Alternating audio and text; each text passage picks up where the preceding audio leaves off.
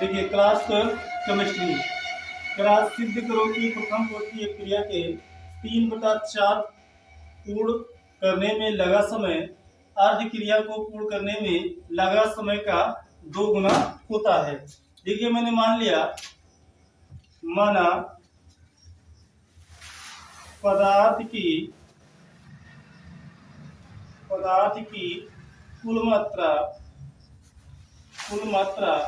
हमने मान लिया कितना है 100, यानी A = 100 मान लिया। अब मेरा 3/4 भाग पूर्ण कर रहा है, मतलब वियोजित मात्रा देख लीजिए। वियोजित मात्रा अर्थात हमने कंसीडर किया X = 3/4 वियोजित हो रहा है, मतलब 100 का 3/4, तो 100 × 3/4 4 से काट दो, 4 एकदम 4, 4 दूनी 8, 4 पंचे 20, 25 तिया 75% जो है वियोजित होगा। अब शेष बची मात्रा देख लीजिए, तो शेष बची मात्रा कितना निकलेगा? तो शेष बची मात्रा अर्थात A - X = होगा कितना 100 - 75। 100 में से 75 निकालूंगा तो आएगा 25। ये हमारे पास शेष बची मात्रा है। अब देखिए यहाँ पर आप प्रथम कोटि की क्रिया का फार्मूला लगा सकते हो। तो प्रथम कोटि की क्रिया से प्रथम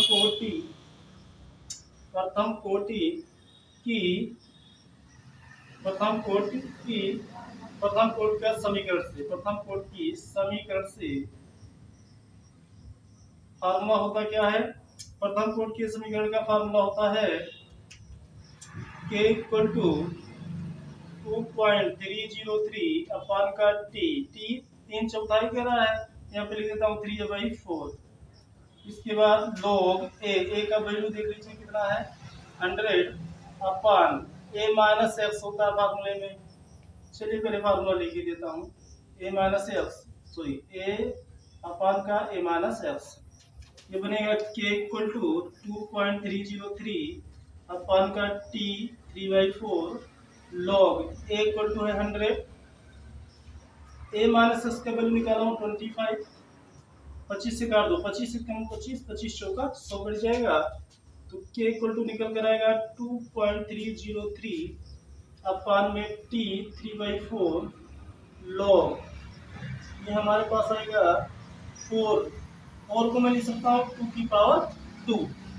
अगर मैं थोड़ा सा इसका कैलकुलेशन और कर दूं तो देखिए, चूंकि कह रहा है अर्ध क्रिया को पूर्ण करने में लगे समय का दूना है, तो अर्ध काल के लिए वेग स्थिरांक K का मान होता है 0.693 अपान का T हाफ।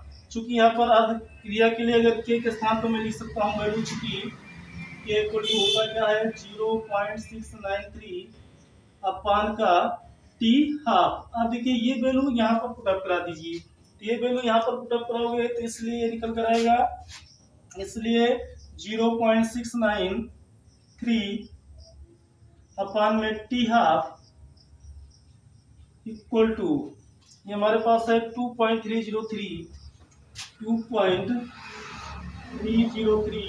अपान का T 3/4 log, यहाँ पे फार्मूला लगा दीजिए। देखिए log m की पावर n, तो log m की पावर n अगर आप लगाओगे तो n log m होगा।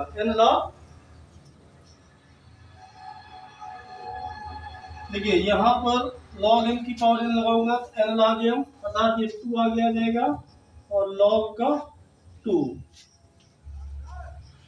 0.693 अपान में T हाफ इक्वल टू, इसको मैं लिख सकता हूँ, अगर मैं इसको लिखना चाहूँ तो एक काम करता हूँ, इसको मैं लिखना चाहूँ तो मैं इसको लिख सकता हूँ, अगर मैं लिखना चाहूँ तो इसको मैं तोड़ देता हूँ 2 पार्ट में। इसको लिख सकता हूँ 2.303 मल्टीप्लाई 0.3010, अगर इसका मल्टीप्लाई कराओगे तो यही आएगा। इसके बाद देखिए ये 2.303 अपान में T 3/4 इंटू का 2 log 2 का वैल्यू होता है 0.3010। आप देख लीजिए ये आपका कैंसिल हो जाएगा, ये इससे ये कैंसिल होगा और इससे ये कैंसिल होगा।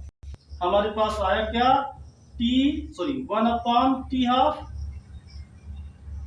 Equal to 2/t3/4 cross multiply करा दीजिए। तो क्रॉस मल्टीप्लाई कराओगे तो ये आएगा t3/4